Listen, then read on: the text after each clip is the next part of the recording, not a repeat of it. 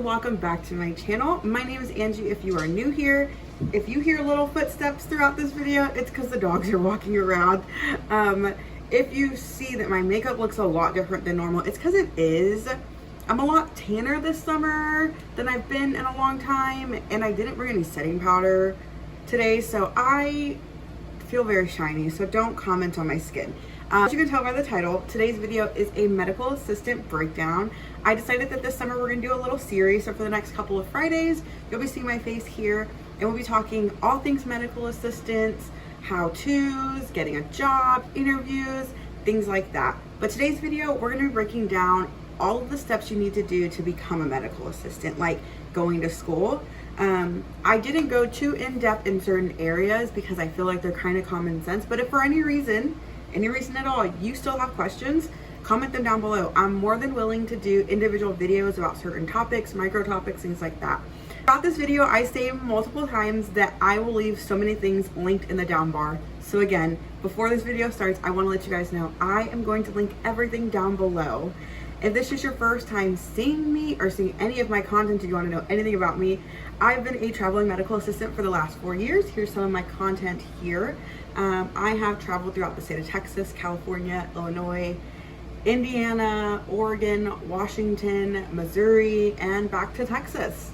I've worked in so many different fields. It's been such a great journey as a medical assistant, and I am so excited for you guys that are going to embark on this journey with us. Don't forget to subscribe and hit that bell notification so that you can stay updated on all of my upcoming videos. Don't forget to check out our socials. We're on TikTok as well as Instagram. Without further ado, you guys, let's hop into today's video.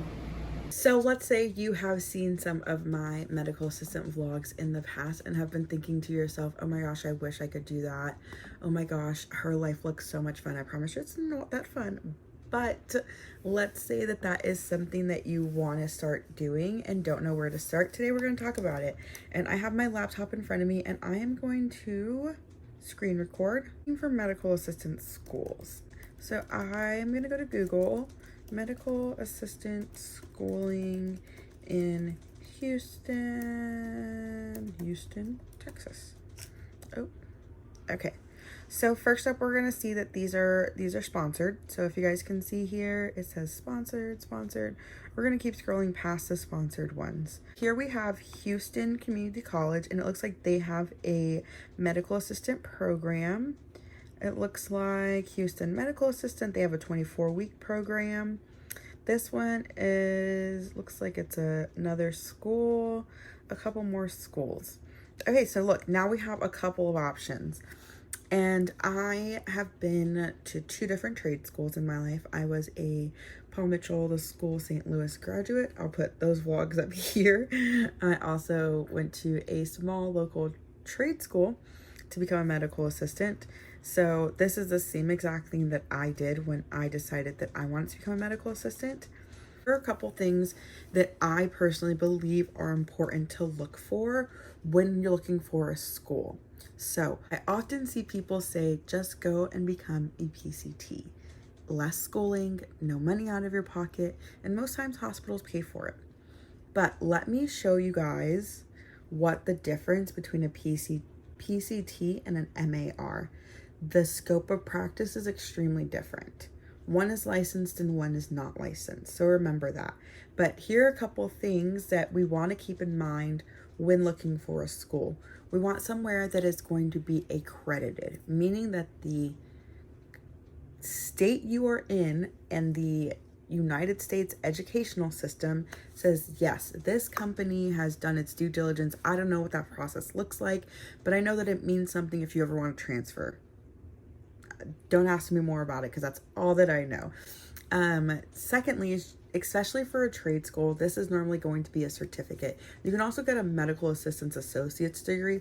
I didn't go that route, so I don't know too much about it. I'll leave some information here on the screen about the associate's degree in medical assistant. But one of the things you want to make sure is when looking at these schools after you determined what your price range is and what you can financially afford to put into it. Don't forget there is financial aid, so you can always apply for financial aid at these schools. Being an accredited school also does mean that the US government does provide them with financial aid. Again, I am not an educational guru, so don't ask me too many questions. This is just things that I've learned through my process of schooling. But you want to make sure that wherever you're getting your education done at, they are recognized through a nationally certified medical assistant certification program. I'm going to list a couple here on the screen for you guys. These are really important because let's say one day you move out of the state of Texas and you want to work in the state of Minnesota for whatever reason. Let's say they want you to have a Minnesotan medical assistant license. If you are nationally certified, that doesn't matter. National certifications can go anywhere in the US. So keep that in mind. Again, I'm going to link a lot of stuff down below in the down bar. If you guys have questions, check there first and then hit me up in the comments. Other couple of things that I think are super important when looking into a school is what type of externship programs do you have? I remember when I first started posting about being in an externship, a lot of people were like, oh my gosh, my school hadn't provided me with one. I have to find it on my own, things like that. That would have terrified me. Honestly, would have terrified me. And I'm super grateful that my program provided us with a list of clinics in our area that were more than willing to work with us. Again, as an office manager, I had people calling all the time asking to come into our office. So it's not that big of a deal if you have to do your own legwork, but there is something to say about a program that is willing to assist you in that and giving you those resources to be successful. I personally believe externships are extremely important. I remember when I was in school, I thought that I wanted to be an OB MA, and I do not. I think it's a wonderful skill set. I've done it multiple times. It's not my preference in the slightest. Also think is extremely important when it comes to finding a school that is your fit is touring it. I love and am a big advocate of students touring schools, even if it's more than once, and talking to students. I remember in beauty school touring a couple other places before I decided on going to Paul Mitchell, and I remember walking through the doors and I felt like that's where I needed to be. We can get into the Discord about toxic trade school environments because I have many of conversations for that, but generally speaking, when I walked in, I said, oh, I feel like I'm gonna get a really great education here. Same when I did my trade school for being a medical assistant. It was exactly what I felt like I needed. I was extremely terrified in going back to school in any form. So ask the questions. I would also really love for you guys to look for places that have post-grad job placement helping.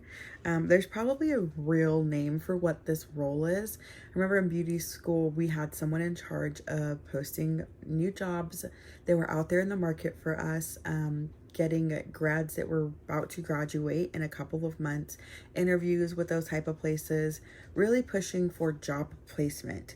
The theories on why they do those kinds of things, but I won't get into that because I will get down a rabbit hole. But I even remember when I was in medical assistant school, my school didn't do it directly, but my professor did, and we were in a group chat with a bunch of different other people about jobs that we're hiring. We all were just very much keeping each other in the know about like, hey, if anyone's still looking for someone to work, X, Y, and Z's hiring, things like that. Those are the kind of places that you want to be, because if people aren't saying your name when you're not around, what's the point of being around them? Remember that. After you've decided on whatever program you want to go to, because there are different levels of being an MA as well, and different schools call it different things. I'm going to list them here on the screen because under my certificate, I'll post it here where I'm certified through. These are like what I'm certified as. So every school is different, every certification program is different, but make sure you read and do your research on what you're doing, who you're getting certified through, what that looks like, longevity, continuing education hours. All those things are very important to know before you just hop right in. So let's say you've done all of your research, you've talked to the school, you went and applied. What's next? Well, in most cases, you guys, it's an entrance exam. I remember being so absolutely terrified about this entrance exam because again, school is not my forte, but I remember I went in with a friend of mine at the time when we took the exam together, and a flood broke out in the parking lot. So I don't even think we finished. In most cases, you are going to have to do an entrance exam.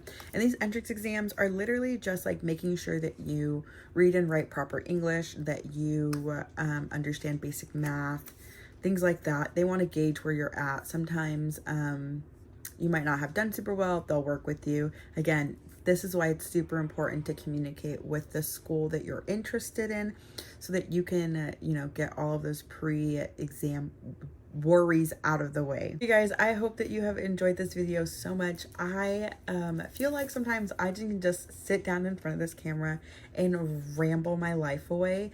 If you have any additional questions, leave them down below. At the end of the series, we're going to do a really big medical assistant Q&A. Don't forget to hit the subscribe button as well as the bell notification so that you can get notified on the next set of videos in this series. I'm super excited to have you guys along this journey with me, and I cannot wait to see you next time. And don't forget to check out the down bar for all links talked about in today's video. Bye guys.